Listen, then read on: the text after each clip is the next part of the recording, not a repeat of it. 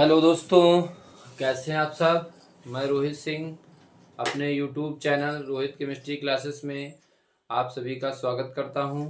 और आज हम लोग क्लास 12th केमिस्ट्री में यूनिट सोल्यूशन जो हम लोग पढ़ रहे हैं उसमें आज हम लोग पढ़ेंगे क्वथनांक में उन्नयन और हिमांक में अवनमन। हम लोग अणुसंख्यक गुणधर्म पढ़ रहे थे जिसमें हमने कल अणुसंख्यक गुणधर्म के बारे में बताया था और वाष्प दाब का अपेक्षिक अवनमन भी बताया था। और आज हम लोग दो टॉपिक पढ़ेंगे उसी अणुसंख्यक गुणधर्म से संबंधित, जिसमें आज हम लोग पढ़ेंगे क्वथनांक में उन्नयन और हिमांक में अवनमन। दोनों टॉपिक पढ़ेंगे।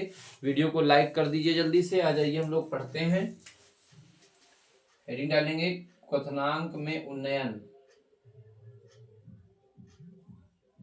क्वथनांक में उन्नयन। क्वथनांक में उन्नयन। उन्नयन से मतलब होता है कोई चीज में वृद्धि हो, किसी चीज में बढ़ोतरी हो, वृद्धि हो, उसको कहते हैं उन्नयन। और क्वथनांक से मतलब किसमें, ताप में। तो पहले तो हम लोग यहाँ पर क्वथनांक होता क्या है ये जान लेंगे कि अगर हम किसी द्रव को गर्म करें, उसको हीट दें, उष्मा दें, तो जो द्रव होगा उसका वाष्पन होगा और वाष्प जो है बर्तन की सतह से एक टकराएगी, एक दाब डालेगी जिसे कहते हैं वाष्प दाब। और जब वाष्प दाब और बर्तन के सतह के ऊपर वायुमंडलीय दाब कार्य करता है, दोनों जब इक्वल हो जाते हैं, समान हो जाते हैं, यानी वाष्प दाब और वायुमंडलीय दाब जब दोनों समान हो जाते हैं, बराबर हो जाते हैं, तो उस स्थिति में उसे क्वथनांक कहा जाता है। उस द्रव का क्वथनांक कहा जाता है उस बिंदु को। ठीक है, इसमें लिखेंगे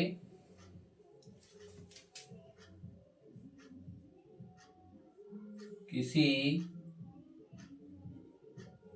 द्रव का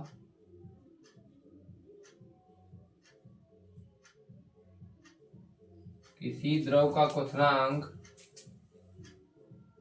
किसी द्रव का क्वथनांक वह ताप होता है, वह ताप होता है जिस पर, वह ताप होता है जिस पर द्रव का वाष्प दाब, द्रव का वाष्प दाब तथा वायुमंडलीय दाब, तथा वायुमंडलीय दाब बराबर हो जाता है। वायुमंडलीय दाब बराबर हो जाता है, द्रव का क्वथनांक कहलाता है।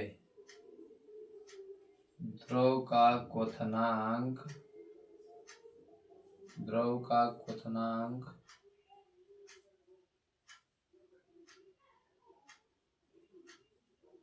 द्रव का क्वथनांक कहलाता है। बहुत ही सिंपल भाषा में आपको क्वथनांक की परिभाषा बताई हमने कि किसी द्रव का क्वथनांक वह ताप होता है जिस पर द्रव का वाष्प दाब तथा वायुमंडलीय दाब बराबर हो जाता है, द्रव का क्वथनांक कहलाता है। वह एग्जैक्ट पॉइंट या बिंदु जो होगा जिस बिंदु पर द्रव का वाष्प दाब और वायुमंडलीय दाब दोनों इक्वल हो जाएं, समान हो जाएं, बराबर हो जाएं, तो उसे कहते हैं द्रव का क्वथनांक, उस बिंदु को। ठीक है, अब इसमें हम लोग देखेंगे कि अगर कोई विलायक है, हमारा द्रव है, कोई विलायक है, उसमें हम कोई अवाष्पशील विलेय पदार्थ बोलते हैं। इसमें लिखेंगे किसी विलायक, किसी विलायक में अवाष्पशील, किसी विलायक में अवाष्पशील विलेय पदार्थ, विलेय पदार्थ घोलते हैं तो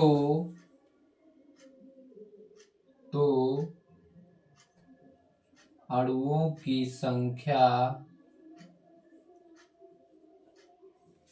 तो अणुओं की संख्या या कणों की संख्या, तो अणुओं की संख्या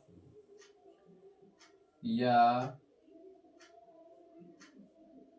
कणों की संख्या, अणुओं या कणों की संख्या में वृद्धि होती है। और जब अणु या कणों की संख्या में वृद्धि होगी तो प्रत्येक कण पर जो ऊर्जा का मान होगा वो कम हो जाएगा, घट जाएगा। तो प्रत्येक अणु या कण पर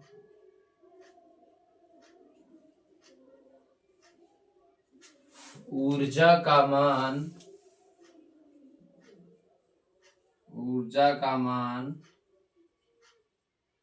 घट जाता है,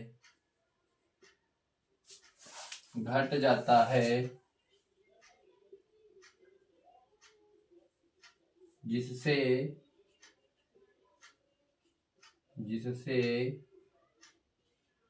अणुओं की गतिज ऊर्जा पर भी प्रभाव पड़ेगा। अगर ऊर्जा ही नहीं होगी तो गतिज ऊर्जा भी कम हो जाएगी। अणुओं की गतिज ऊर्जा कम हो जाती है,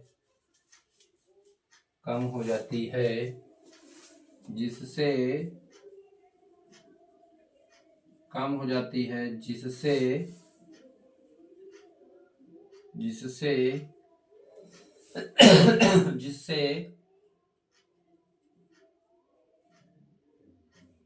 वाष्प दाब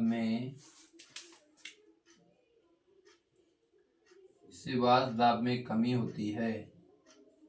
और जैसे ही वाष्प दाब में कमी होगी क्वथनांक बढ़ जाएगा। ठीक है, वाष्प दाब में कमी होती है, इसके कारण क्वथनांक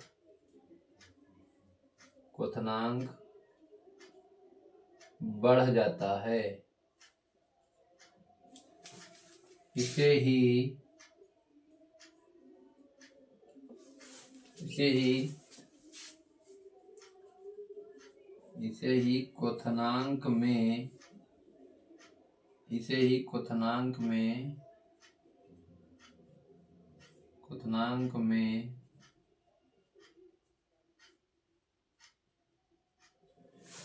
ही क्वथनांक में उन्नयन कहते हैं। जो हम लोग क्वथनांक में उन्नयन पढ़ रहे हैं, तो इतनी सी बात है जिसके कारण किसी भी द्रव के या विलायक के क्वथनांक में क्या होती है, बढ़ोतरी होती है, उन्नयन होता है। ठीक है, और यदि अब हम मान लें यदि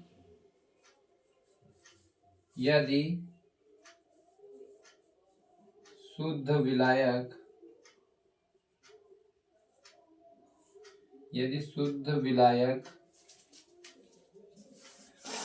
का क्वथनांक कितना है, T, तथा विलयन, क्योंकि विलायक में जिसमें विलेय पदार्थ अवाष्पशील मिलाया गया होगा, घोला गया होगा, तो विलयन तैयार हुआ होगा। तब विलयन का क्वथनांक कितना हो जाएगा, TS। T माने ताप, टेम्परेचर, S माने सोल्यूशन, विलयन, TS हो गया। तो जब शुद्ध विलायक का क्वथनांक कैपिटल T है और विलयन का क्वथनांक TS है, तो इसमें बढ़ोतरी जो होगी, जो उन्नयन होगा, वो हम लोग कैसे निकालेंगे? इसमें T ज्यादा होगा कि TS ज्यादा होगा? क्योंकि TS ज्यादा होगा। जब भी अवाष्पशील विलेय पदार्थ को घोला गया है विलायक में, तो अणुओं की संख्या बढ़ी है, जिसके कारण प्रत्येक कण पर ऊर्जा का मान घटा है, अणुओं की गतिज ऊर्जा घटी है, लेकिन वाष्प दाब में कमी होने से क्वथनांक में वृद्धि हुई है। तो जो विलयन है उसका टेम्परेचर ज्यादा है, यानी कि यहाँ पर TS बड़ा है। यहाँ निकालेंगे क्वथनांक में जो उन्नयन हुआ है, जो बढ़ोतरी हुई है, वो कितनी हुई है?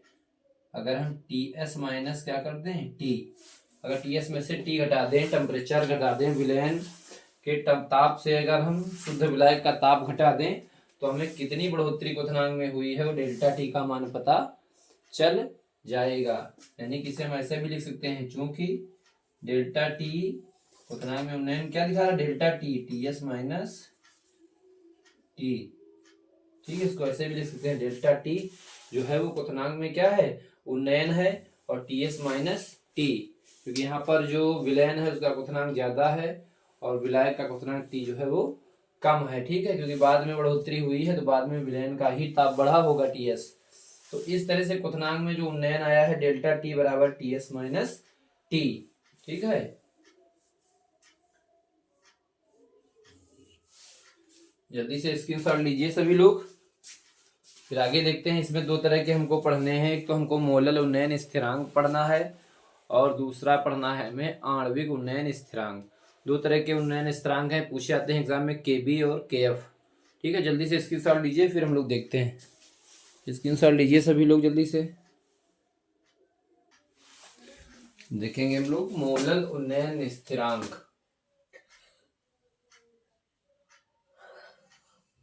मोलल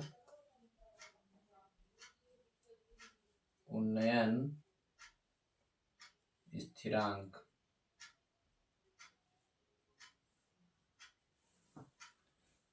मोलल उन्नयन स्थिरांक, इसमें क्या होता है, ये भी उन्नयन स्थिरांक, यानी कि यहाँ पर भी ताप में वृद्धि की ही बात होगी, विलयन का जो है टेम्परेचर बढ़ेगा ही। तो मोलल से मतलब होता है, हम लोग मोललता पढ़े हैं ना, वहां पर हम लोग विलयन का आयतन काहे में लेते थे, किलोग्राम में। काहे में लेते थे, किलोग्राम में। तो क्योंकि जो विलायक का जो उन्नयन स्थिरांक होता है ये किसके अनुपाती होता है, मोललता के अनुक्रमानुपाती होता है, इसी से मोलल उन्नयन स्थिरांक हम लोग समझेंगे। 1 किलोग्राम क्या है, 1 किलोग्राम कौन, विलायक, 1 किलोग्राम विलायक में अवाष्पशील, 1 किलोग्राम विलायक में अवाष्पशील पदार्थ, अवाष्पशील पदार्थ का 1 मोल घोलने पर, 1 मोल घोलने पर, 1 मोल घोलने पर, 1 मोल घोलने पर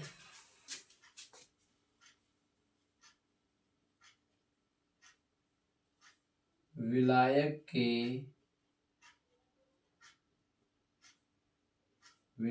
के क्वथनांक में, विलायक के क्वथनांक में जितनी वृद्धि होती है, विलायक के क्वथनांक में जितनी वृद्धि होती है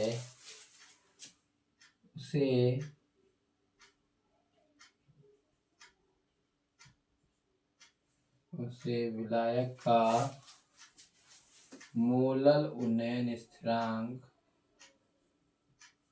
विलायक का मोलल उन्नयन स्थिरांक, यानी काहे से दिखाते हैं इसको, केबी से, मोलल उन्नयन स्थिरांक कहते हैं। अब इसका फार्मूला यहां से क्या बनेगा, इसलिए m बराबर 1000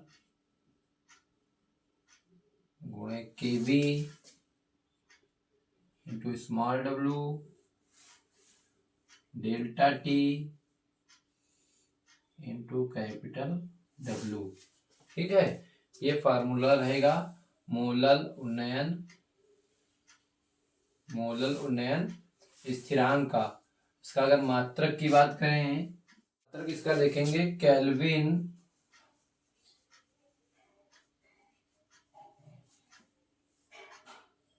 किलोग्राम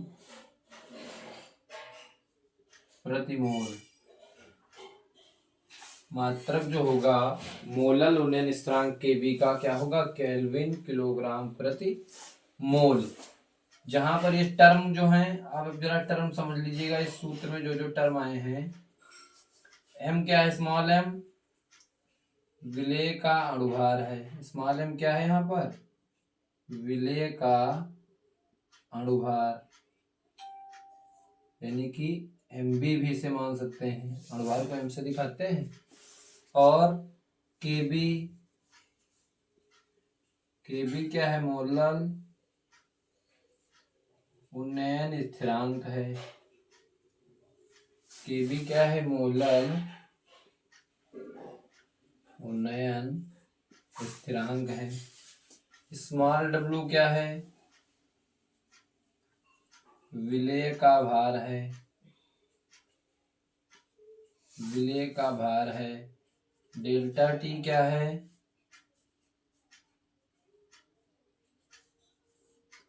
क्वथनांक में वृद्धि है। और कैपिटल डब्लू क्या है, विलायक का भार है।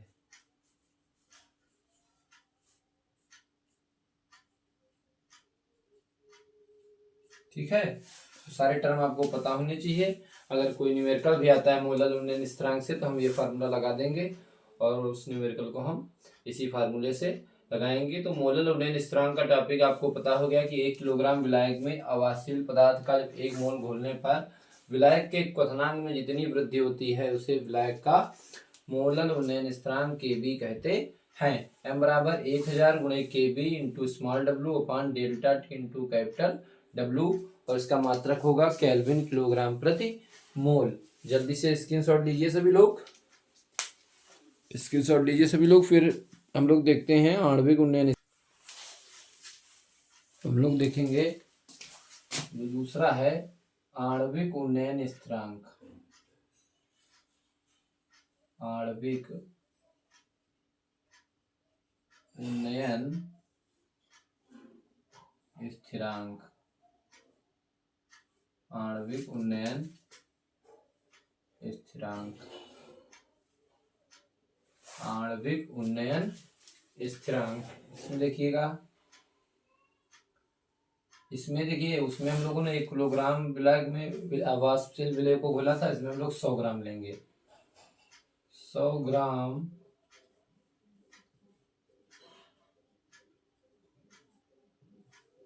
ग्राम विलायक में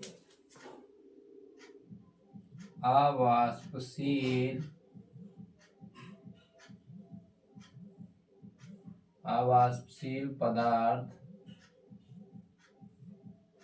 का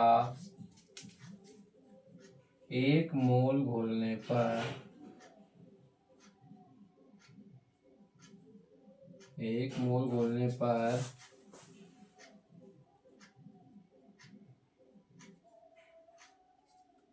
विलायक के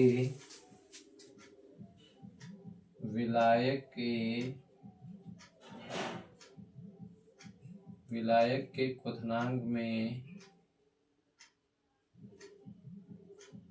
विलायक के क्वथनांक में जितनी वृद्धि होती है, विलायक के क्वथनांक में जितनी वृद्धि होती है, विलायक के क्वथनांक में जितनी वृद्धि होती है उसे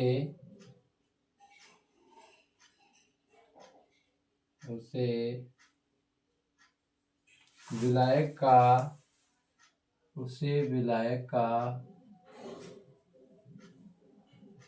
आणविक उन्नयन स्थिरांक, उसे विलायक का आणविक उन्नयन स्थिरांक केबी कहते हैं। ठीक है, तो यहाँ पर फार्मूला क्या बनेगा, इसलिए जो फार्मूला बनेगा वो बनेगा m बराबर, वहाँ 1000 था यहाँ 100 हो जाएगा, बाकी सारा कुछ वही रहेगा, स्मॉल डब्लू अपान delta T into capital W. ठीक है, यहाँ टर्म तो आपको सब पता ही है। केबी क्या है, मोलल उन्नयन स्थिरांक है, डब्लू क्या है, विलेय का भार है, डेल्टा टी क्या है, क्वथनांक में वृद्धि है, और डब्लू कैपिटल डब्लू क्या है, विलायक का भार है। जैसा पीछे था वैसे सेम रहेगा, और इसमें मात्रक जो रहेगा वहां मात्रक केल्विन किलोग्राम प्रति मोल था, यहाँ क्या हो जाएगा केल्विन ग्राम प्रति मोल। वहां पर केल्विन किलोग्राम प्रति मोल था, यहाँ पर केल्विन ग्राम प्रति मोल हो जाएगा। क्यों? क्योंकि यहाँ पर 100 ग्राम की बात हो रही है। ठीक है, तो इस तरह से आणविक उन्नयन स्थिरांक होता है। 100 ग्राम विलायक में अगर कोई आवासशील पदार्थ का 1 मोल घोलते हैं तो विलायक में क्वथनांक में जो भी वृद्धि होती है उसे विलायक का आणविक उन्नयन स्थिरांक के भी कहते हैं। स्मॉल m बराबर 100 into K B into small W upon delta T into capital W, unit मात्रक क्या हो जाएगा? केल्विन ग्राम प्रति मोल।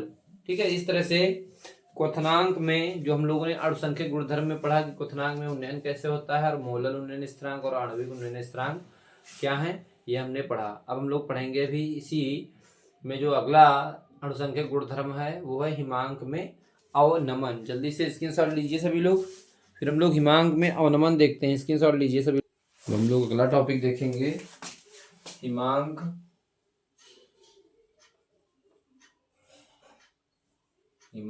का अवनमन। किस तरह से हिमांक में कमी आती है। अवनमन का मतलब कमी होती है, उन्नयन का मतलब वृद्धि होती है, बढ़ोतरी होती है, और अवनमन का मतलब होता है कमी या गिरावट। ठीक है, किस तरह से हिमांक में कमी या गिरावट आती है तो हम लोग पढ़ेंगे। ये भी एक अणुसंख्यक गुणधर्म ही है। हिमांक का अवनमन इसमें लिखेंगे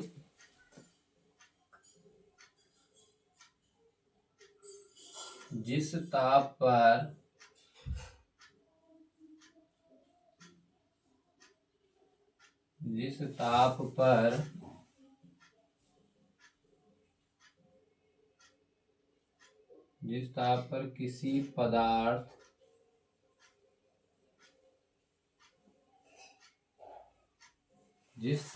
किसी पदार्थ की ठोस व द्रव अवस्था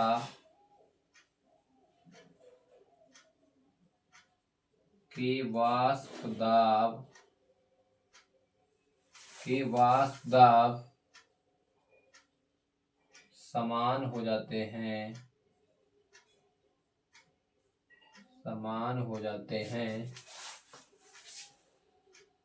तो वह ताप हिमांक कहलाता है। जैसे हम लोगों ने भी क्वथनांक में उन्नयन पढ़ा था तो उसमें सबसे पहले हम लोगों ने क्वथनांक की परिभाषा ही जानी थी। ठीक है, ऐसे ही यहाँ पर हम लोग हिमांक का अवनमन पढ़ रहे हैं तो सबसे पहले हिमांक की डिफिनीशन परिभाषा जानेंगे। जिस ताप पर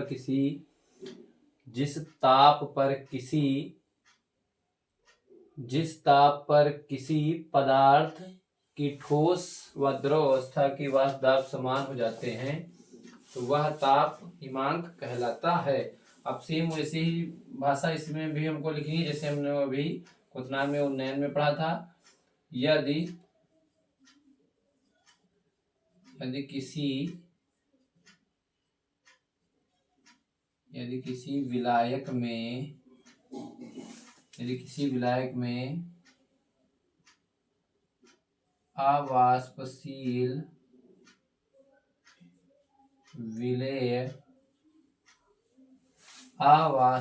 विलेय पदार्थ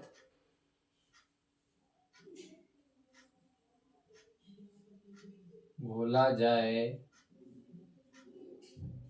तो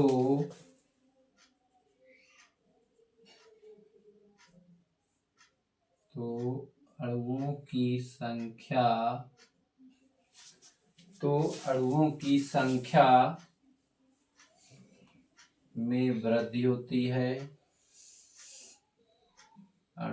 संख्या में वृद्धि होती है जिससे वही कंडीशन फिर से अप्लाई होगी, जिससे प्रत्येक कण या अणु की ऊर्जा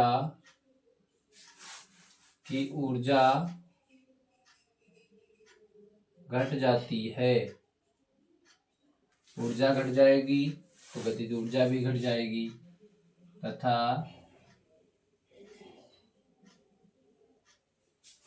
गतिज ऊर्जा भी घट जाती है। और जब ये सब घटेगा तो वाष्प दाब भी घट जाएगा तथा वाष्प दाब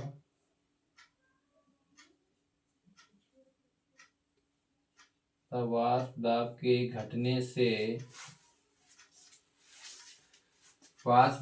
घटने से हिमांक में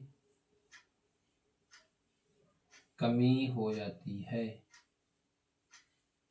और ये कमी हो रही, इसी को अवनमन बोलते हैं। हिमांक में कमी हो जाती है जिसे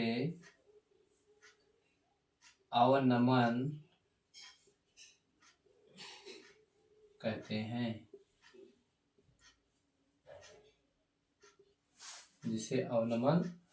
हैं। क्योंकि अगर हम लोग माने यदि शुद्ध विलायक का हिमांक क्या हो T तथा विलयन का हिमांक क्या हो जाएगा TS। क्या हो जाएगा TS, क्योंकि ताप में कमी हो रही है तो ये TS विलयन का ताप हो जाएगा, कम हो जाएगा, ये ज्यादा हो जाएगा, यहाँ पर विलायक का हिमांक ज्यादा होगा। तो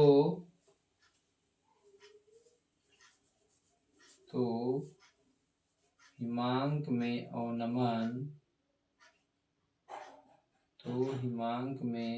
अवनमन क्या हो जाएगा T माइनस TS। हिमांक में जो अवनमन होगा वो क्या हो जाएगा T माइनस TS, यानी कि यहाँ पर जो डेल्टा T में जो कमी आएगी वो क्या हो जाएगा T माइनस TS।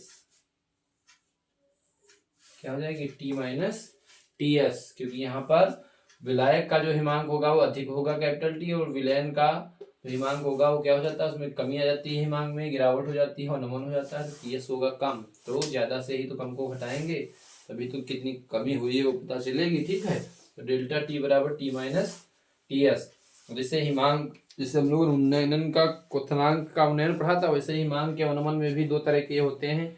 एक होता है मोलल अवनमन स्थिरांक और दूसरा होता है आणविक अवनमन स्थिरांक। सेम जैसे अभी हम लोगों ने क्वथनांक में उन्नयन में पढ़ा था वैसे यहाँ पर भी पढ़ेंगे। जल्दी से स्क्रीनशॉट लीजिए, फिर हम लोग आगे पढ़ते हैं। स्क्रीनशॉट लीजिए सभी लोग जल्दी से। हम लोग देखेंगे मोलल अवनमन स्थिरांक। अभी हम लोगों ने क्वथनांक में जब उन्नयन पढ़ रहे थे तो वहां पर हम लोगों ने पढ़ा था मोलल उन्नयन स्थिरांक। हाँ, यहाँ पर क्या है मोलल अवनमन स्थिरांक, क्योंकि हम लोग हिमांक में अवनमन पढ़ रहे हैं तो यहाँ पर कंडीशन वही रहेगी। वहां पर भी 1 किलोग्राम विलायक में अवाष्पशील विलय को घोला गया था, यहाँ पर भी वही रहेगा। 1 किलोग्राम विलायक में किसी अवाष्पशील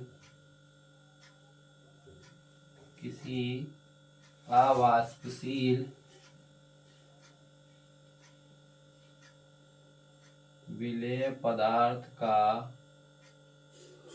1 मोल घोलने पर 1 मोल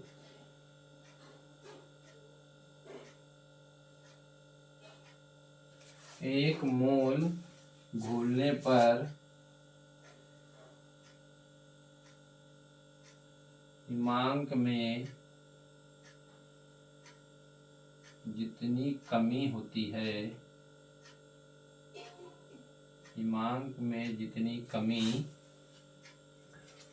है, उसे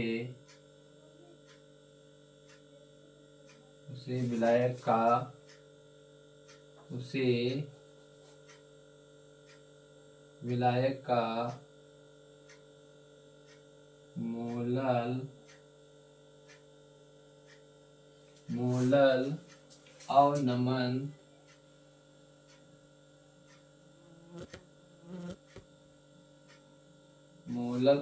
स्थिरांक, और इसको दिखाते हैं के एफ से। उन्नयन स्थिरांक को के बी से दिखा रहे थे, इसको दिखाते हैं के एफ से। तो उसे विलायक का मोलल अवनमन स्थिरांक के एफ कहते हैं। ठीक है, तो इसलिए फार्मूला क्या बन जाएगा, m बराबर 1000 गुणे के एफ इंटू स्मॉल डब्लू अपान delta T into capital W. ठीक है, और इसका यहाँ टर्म देख लेंगे कौन कौन से आए हैं। बस एक ही टर्म चेंज हुआ है, बाकी तो सब वही है। डब्लू तो क्या है, विलेय का भार ही है। डेल्टा टी क्या है, ताप में परिवर्तन है, ताप में जो भी कमी हो रही होगी यहाँ पर। कैपिटल डब्लू क्या है, विलायक का भार, केवल के एफ बदला है। और के एफ जो आया है ये क्या है, मोलल अवनमन स्थिरांक है।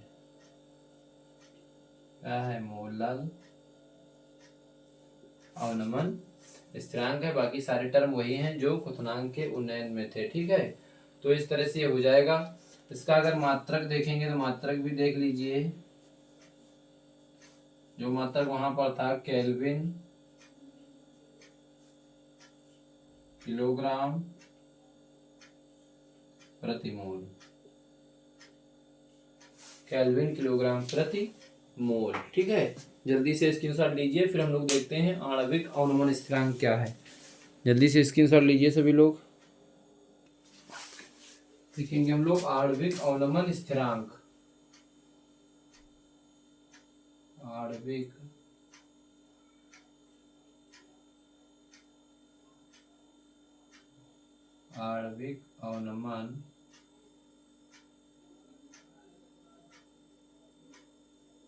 अवनमन स्थिरांक। जैसे अभी हम लोगों ने पढ़ा था आणविक उन्नयन स्थिरांक पढ़ा था, वैसे ही आणविक अवनमन स्थिरांक है। लिखेंगे इसमें 100 ग्राम विलायक में 100 ग्राम विलायक में किसी अवाष्पशील विलेय का 1 मोल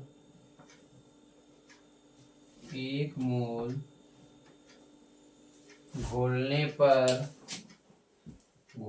पर हिमांक में जितनी कमी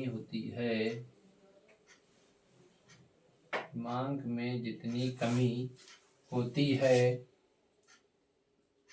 उसे विलायक का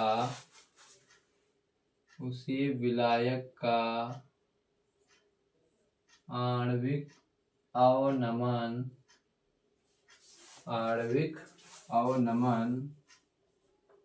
स्थिरांक